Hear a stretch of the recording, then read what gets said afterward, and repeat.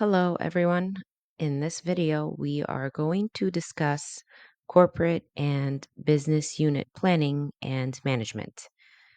In this section, we will also explore how a company defines its mission, how it builds a culture that supports its goals, and how it organizes its business units to focus on specific markets or products. Now, understanding these elements is important because they align a company's strategy and operations with its long term objectives. The company's mission acts as the foundation for a company's strategic planning process. It helps define a company's purpose, the company's identity, its direction, and also its long term objectives. A well made mission serves as a motivational tool as well for employees, and it helps provide clarity for decision making processes. For example, Microsoft's mission is to empower every person and every organization on the planet to achieve more. This mission not only tells you that Microsoft aims to do or what it aims to do, but it also sets the tone for their product development and innovation. So it guides their R&D department. A good mission statement will reflect three essential characteristics. One, it should focus on a limited number of goals, stress the company's major policies and values, and third, it should define the company's major competitive spheres, such as its product or its service focus, the market segments, and the technology. So, again, three things. It should focus on a limited number of goals. Second, it should stress the company's major policies and values. And third, it should define the company's major competitive spheres. Now, it's essential that this mission be broad enough to provide room for growth and adaptation, but it should also be specific enough to provide clear guidance. Okay, so too broad or too specific wouldn't be very good for the company. The clarity of a company's mission directly affects how the company responds to market changes. So you need to make sure that you come up with a well made mission statement. A good mission statement changes also as the market and the technology evolve. It must answer important questions like what business are we in?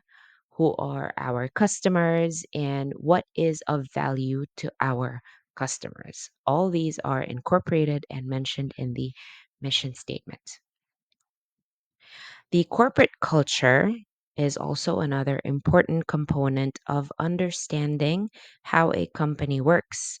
And it also has a significant effect on how the company is being run and how plans are being made, how objectives are being met. So, the company culture, although is intangible, it shapes every part of a company's operations. It includes the beliefs, the values, attitudes, and behaviors shared by the people who work inside the company. So for example, companies like Google, they have cultivated a culture of innovation, flexibility, and collaboration. And this really shows also on their output and their products and services. Now, this corporate culture, when it can be described in this way, it encourages employees to take risks. It encourages them to be creative and to push boundaries because it is this positive, it is this welcoming to innovation and creative thinking. Why is this important? Why is it important to have a positive corporate culture? Because a company's culture defines how employees will engage with the customers. It also determines how the management makes decisions. And it also determines how employees will approach challenges.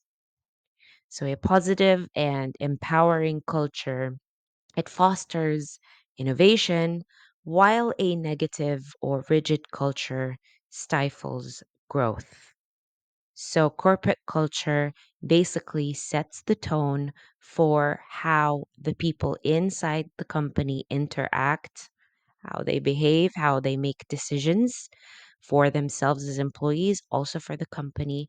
And moreover, this corporate culture also spills over to how the employees treat their customers. Hence, it is so crucial that you have a uh, positive corporate culture.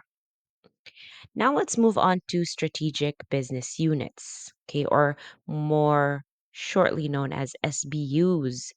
And SBUs refer to semi independent divisions within a company. Okay, so these are like subunits or departments. Each subunit, focusing on a different product or market segment. Now, these units, they operate as their own entities independently, and they allow the companies to tailor strategies to specific customer groups or products. So they organize them into units so that there is more focus from management into each department and consequently each product. For example, so each SBU has its own set of objectives, it has its own set of resources, and sometimes even it has its own set of people who work at that SBU.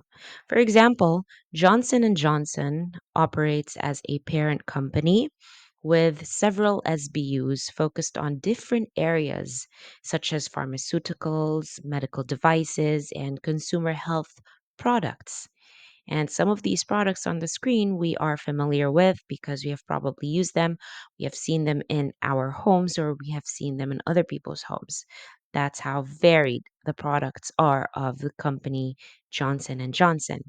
Now this allows these strategic business units, this strategic divisioning or segregation of products in the company. It allows the each unit to develop specialized strategies while still making sure that it is aligned with the overarching corporate goals. So it may operate independently, but it also ensures that it is aligned with the overarching goals and plans of the company so that there is consistency, there is alignment from the top down. A well defined SBU structure enables companies to diversify the businesses or the business while minimizing risk that is associated with over relying on a single product or a market.